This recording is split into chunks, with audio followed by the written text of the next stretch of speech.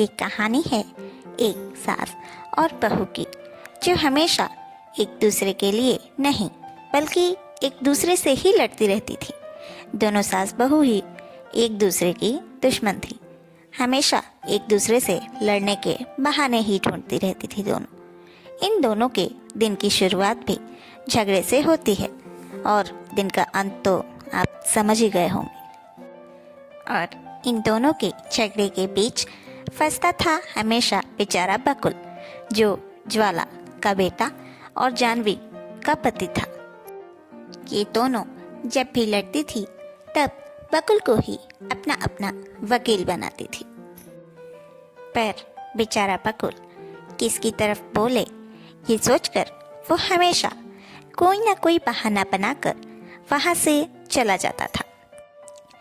चलिए आप इन सास बहू की दिन की शुरुआत देखते हैं।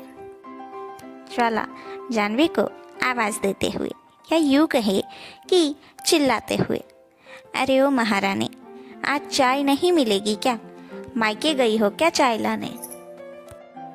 जानवी चाय लेकर आती हुई, अरे अम्मा जी, इतनी उतावली क्यों हो चाय पीने के लिए? ला तो रही हूँ, सब्र तो रखा जरा। अब ज्वाला का जवाब सुनकर जानवी बेकाबू हो जाती है।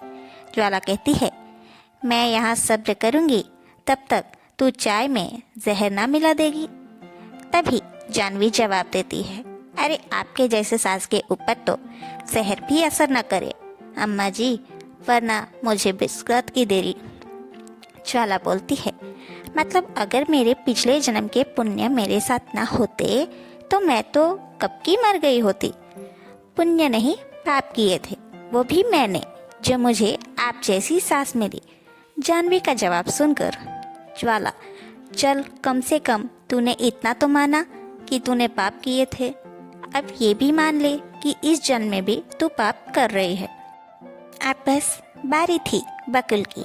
जानवी बोलती है बकुल से, देखो जी, तुम्हारी अम्मा मेरी बेइज्जती कर रही है, इन्हें समझा लो। बकुल कुछ बोले इससे पहले उसकी माँ, क्या बोली तू? बेइज्जती?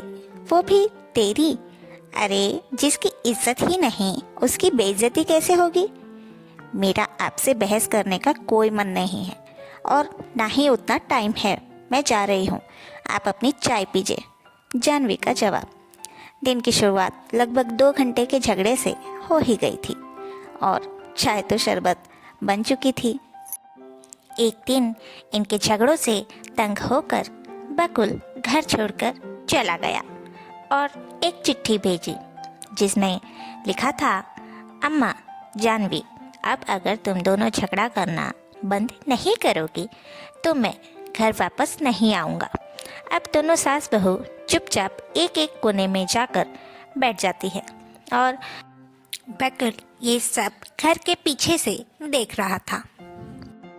कुछ देर बाद जैसे ही बकुल घर आने को सोचता है, वो देखता है कि दोनों सास बहू फिर से झगड़ने लगी। सास बोलती है, तेरी वजह से मेरा बेटा घर छोड़कर चला गया। बहू भी यही इल्ज़ाम सास पर लगा रही थी। दोनों को लड़ते लड़ते शाम हो गई और दोनों सो गई, लेकिन बकुल घर नहीं आया। अगले दिन बेचारा बकुल घर वापस आ ही जाता है। उसे देखकर दोनों सास बहू खुश होती है। बकुल को घर में शांति चाहिए थी, इसलिए वो जानवी को लेकर उसके मायके छोड़ आया। कुछ दिन शांति से तो बीता, लेकिन फिर बकुल इन दोनों के झगड़े को हमेशा के लिए खत्म करने का उपाय सोचने लगा। वो जानता था कि भले ही दोनों आपस में लड़ती है, लेकिन बात बकुल की हो तो दोनों एक हो जाती हैं। बकुल पहले अपनी माँ के पास गया और 5 मिनट बाद ज्वाला ने बकुल को कहा, बेटा तू जल्दी जा और बहू को लेकर आ जा। अब बकुल खुश होते हुए जानवी के मायके जाने लगा और वहाँ पहुँचते ही उसने सबसे पहले 5 मिनट जानवी से कुछ बात की।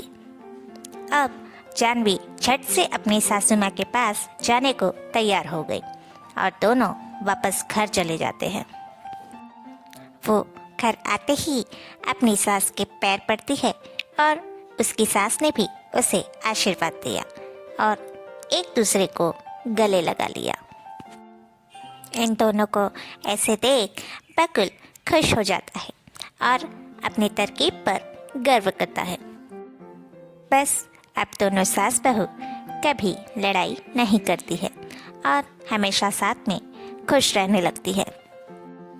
आखिर बकुल ने ऐसा क्या कहा होगा इन दोनों से कि इनकी लड़ाई अचानक से खत्म हो गई।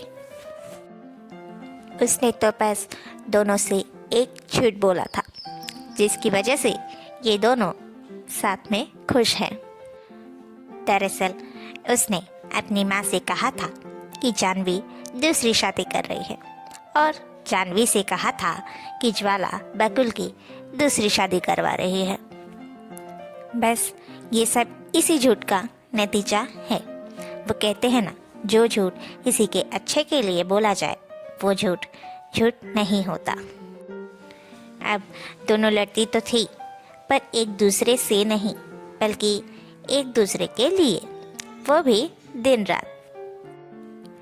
तो दोस्तों, कैसी लगी आपको हमारी ये कहानी सास बहू और बकुल? कमेंट बॉक्स में ज़रूर बताएं।